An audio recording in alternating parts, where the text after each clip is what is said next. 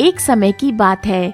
सोनपुर नामक गांव में राजीव नाम का एक गरीब किसान अपनी पत्नी लक्ष्मी और बूढ़े बाबा के साथ रहा करता था।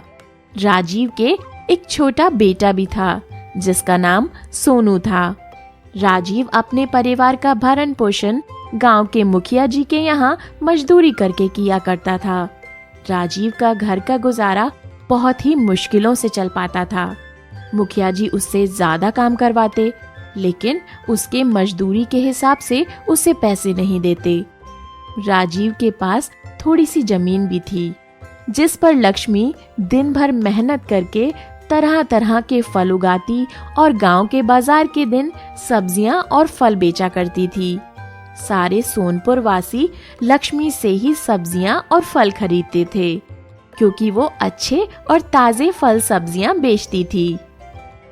अच्छी अच्छी ताजी ताजी सब्जियां ले लो, सब्जी ले लो, ताजे ताजे फल ले लो, ताजी ताजी सब्जी ले लो। एक दिन अचानक बाजार में लक्ष्मी के ही गांव के एक काका पहुंच जाते हैं। अरे लक्ष्मी, कैसी हो? घर में सब ठीक तो है ना? और सोनू कैसी है? राम काका, मैं एकदम ठीक हूँ और घर में भी सब ठीक हैं। सोनू भी बिल्कुल बढ़िया है। काका, और बताओ आज बाजार कैसे आना हुआ और काकी कहाँ है? क्या बताऊं लक्ष्मी, तुम्हारी काकी किसी काम से दूसरे गांव गई है। इस कारण सारा काम मुझे ही करना पड़ रहा है, तो सोचा क्यों ना आज बाजार से सारा सामान लेते चलूं। अच्छा, तो ये बात है काका। अच्छा लक्ष्मी, तुम ये बताओ आलू कैसे किलो बेच रही हो? रोज की तरह 20 रुपया किलो ही बेच रही हूँ काका। अच्छा ऐसा करो लक्ष्मी, तुम मुझे 1 किलो आलू दे दो। क्यों नहीं काका, अभी देती हूँ। इतना कहकर लक्ष्मी राम काका को 1 किलो आलू दे देती है और बदले में राम काका से पैसे ले लेती है और वहाँ से चली जाती है। लक्ष्मी के खेत के पास एक तालाब भी था जो कि उसी के गांव के मुखिया जी का था। लक्ष्मी उसी तालाब के पानी से अपने खेत की सिंचाई किया करती थी। मुखिया जी जब अपने तालाब से लक्ष्मी को पानी लेता हुआ देखते हैं तो उन्हें बहुत जलन होती है। एक दिन जब लक्ष्मी अपने खेतों में मेहनत से काम कर रही थी, तभी वहाँ मुखिया जी आते हैं और लक्ष्मी से कहते हैं, अरे लक्ष्मी, कैसी हो और खेतों का काम कैसा चल रहा है? मैं ठीक हूँ मुखिया जी, और खेतों का काम भी ठीक ही चल रहा है। मैं ये कह रहा था लक्ष्मी कि मैं तुम्हें बहुत सालों से अपने तालाब का पानी देता आ रहा हूँ। अब मैं तुम्हें अपने तालाब का पानी नहीं दे सकता क्योंकि गर्मियों का समय आने वाला है और मेरे तालाब में पानी बहुत कम हो गया है। लेकिन हरिदास चाचा, अभी तो गर्मियों का समय आने में पूरे 5 महीने बाकी हैं। तब तक मैं अपने खेतों में काम कैसे करूंगी? आप ही बताइए मुखिया जी। मैं कुछ नहीं जानता लक्ष्मी, ये तुम्हारी समस्या है। तुम अपने आप देखो कि तुम कहाँ से क्या करोगी। मैं तुम्हें अपने तालाब का पानी नहीं दे सकता। ये सुनकर लक्ष्मी मन ही मन बहुत दुखी हो जाती है और घर जाकर अपने पति राजीव को सारी बात बता देती है। ये क्या हो गया भगवान, ये परेशानियां हमारा पीछा कब छोड़ेंगी? अब हमारे घर का गुजारा कैसे होगा? अच्छा ठीक है लक्ष्मी, तुम जाकर आराम करो। मैं मुखिया जी से मिलकर आता हूँ। मुखिया जी, ओ मुखिया जी, घर में हो या नहीं? अरे कौन है भाई? रुको, आता हूँ। अरे राजीव, तुम हो? मेरे घर कैसे आना हुआ? मुखिया जी, मुझे लक्ष्मी ने बताया कि आपने हमें तालाब का पानी देने से मना कर दिया है। हाँ राजीव, ये बात सच है कि मैंने लक्ष्मी को अपने तालाब का पानी लेने से मना कर दिया है। ऐसा क्या हो गया मुखिया जी? देखो राजीव, मैं तुम्हें कई सालों से अपने तालाब का पानी देता आ रहा हूँ और इस बार गर्मियों का समय आने वाला है। इस कारण मेरे तालाब का पानी बिल्कुल सूख कर कम हो गया है। अगर मैं तुम्हें अपने तालाब का पानी देता हूँ तो मुझे गर्मियों में बहुत परेशानी होगी। लेकिन मुखिया जी, अभी तो गर्मियाँ आने में 4 महीने का समय है, तब तक मेरे खेतों का क्या होगा? मैं कुछ नहीं जानता राजीव, मैंने लक्ष्मी को भी मना किया था कि ये तुम्हारी समस्या है। मैं तुम लोगों को अपने तालाब का पानी नहीं दे सकता। मुखिया जी को तालाब का पानी देने के लिए मनाने की बहुत कोशिश करता है, लेकिन मुखिया जी नहीं मानते और राजीव दुखी होकर थक हार कर अपने घर की ओर निकल पड़ता है। क्या हुआ जी? हरिदास काका ने क्या कहा? मुखिया जी ने पानी देने से मना कर दिया है। कह रहे थे कि अगर मैं तुम्हें पानी देता हूँ तो मुझे गर्मियों में बहुत परेशानी होगी। ये तुम्हारी समस्या है, मैं कुछ नहीं कर सकता हूँ। पानी के बिना क्या होगा जी?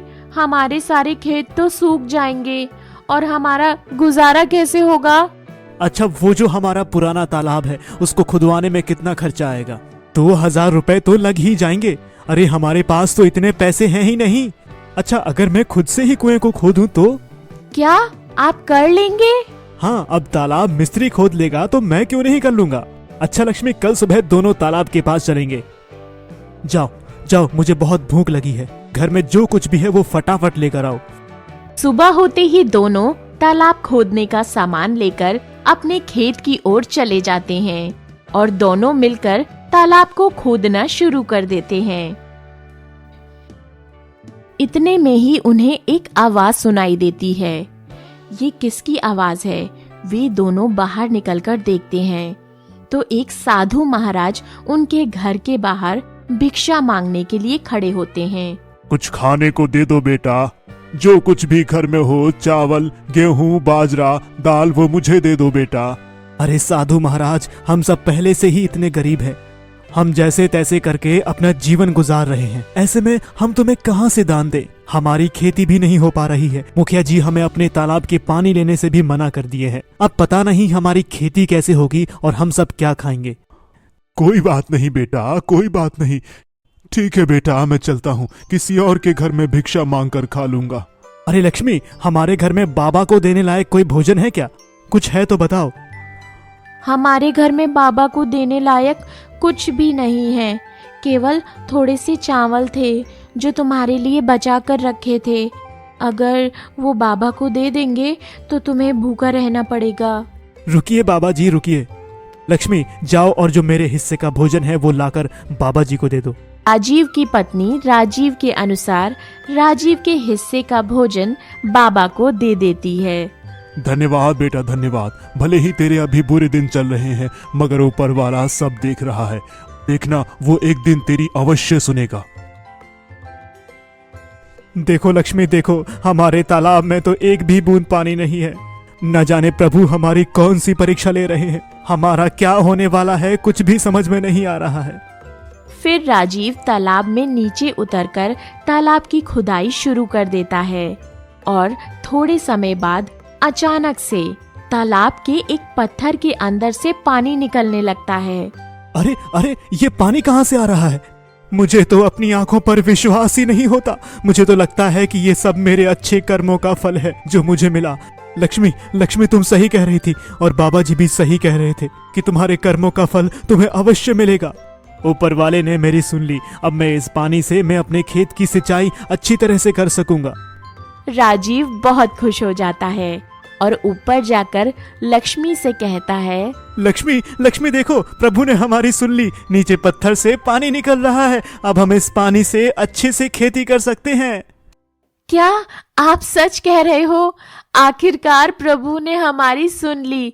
अब हमें खेती करने में कोई परेशानी नहीं होगी।